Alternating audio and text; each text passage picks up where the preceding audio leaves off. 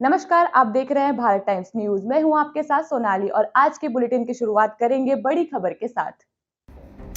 Nainital Lok Sabha seat से कांग्रेस प्रत्याशी प्रकाश जोशी के चुनाव प्रचार को लेकर लालकुआं पहुंचे युवा कांग्रेस नेता एवं पूर्व प्रदेश प्रवक्ता नितिन पंत ने दावा किया है कि देश और प्रदेश में कांग्रेस की सरकार बनेगी। उन्होंने आरोप लगाया कि भाजपा ने पूरे देश में अराजकता फैलाने का काम किया है तथा केंद्र सरकार ने केंद्रीय जांच एजेंसियों का दुरुपयोग करके कांग्रेस के नेताओं के साथ साथ अन्य पार्टियों के नेताओं को परेशान किया है तथा संवैधानिक और जिम्मेदारी पदों पर बैठे नेताओं को गिरफ्तार कर जेल भेजने का काम किया जा रहा है। उन्होंने कहा कि केंद्र सरकार देश में स्थापित सरकारी संस्थाओं को बेच रही है। आज देश में बेरोजगारी चरम पर है, वहीं देश युवा सड़कों पर उतरने पर मजबूर है। उन्होंने कहा कि देश की जनता सब समझ चुकी है तथा वो परिवर्तन चाहती है। उन्होंने दावा किया कि कांग्रेस देश ही नहीं उत्तराखंड की 5 सीटें को जीतेगी।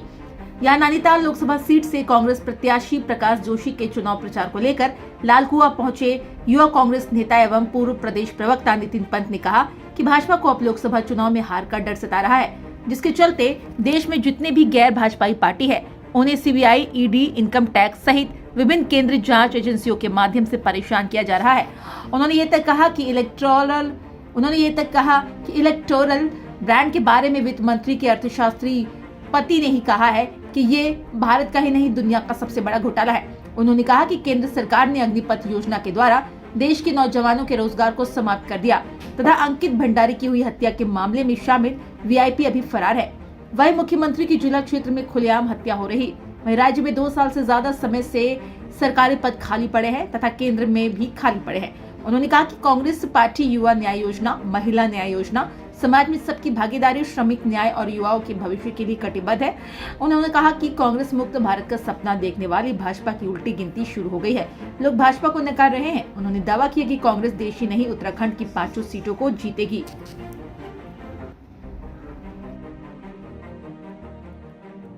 देखिए, देश के अंदर जिस तरह से मनगढ़ंत नाड़ों को गढ़ा जा रहा है, आज देश के अंदर सारा देश इस बात को जानता है कि भारतवर्ष की परिसंपत्तियों की लूट, यहाँ के संसाधनों की लूट, किस तरह से एक अनएथिकल तरीके से लोकतंत्र को डिफीट किया जा रहा है। विपक्ष के नेताओं को मनगढ़ंत आरोप लगा के जेल भेजा जा रहा है।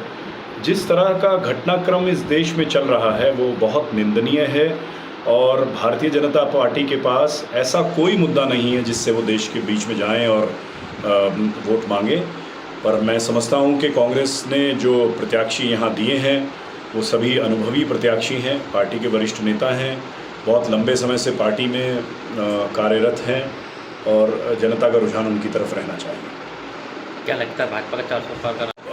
उत्तराखंड हमारे पूरे उत्तर भारत का इसको लंग्स कहा जाता है।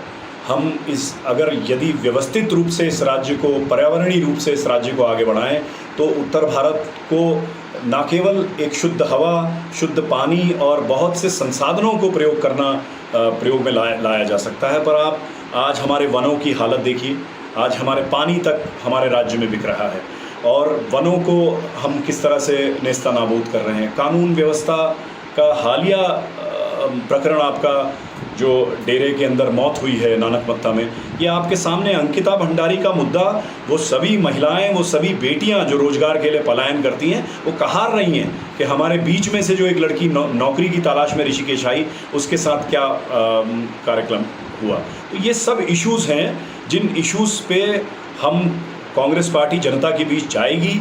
जनता इस बात को भली भांति समझती है कि मोदी सरकार के पास आज देश के अंदर एक भी ऐसा मुद्दा नहीं है जिसको वो पूर्ण रूप से एक स्वतंत्रता से कह पाएँ, अधिकारपूर्ण कह पाएँ और या एक मन से कह पाएँ कि हमने ये देश के अंदर किया है जिसकी वजह से आप हमें वोट दें। और मात्र देश को आपस में लड़ाना, धार्मिक ध्रुवीकरण करना और इस तरह का उन्माद क्रिएट करना, इससे यदि आप देश की प्रगति सोचते हैं तो मैं समझता हूँ कि ये प्रगति किसी भी राष्ट्र के लिए उत्तम प्रगति नहीं है।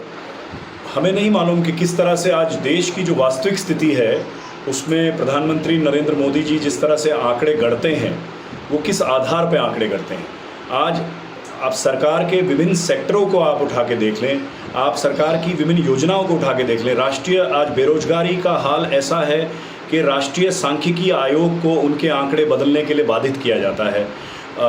बेरोजगारी के जो आंकड़े हैं उनको अधिकारियों पे दबाव बना के उनको सूचकांक को बदलने के लिए कहा जाता है।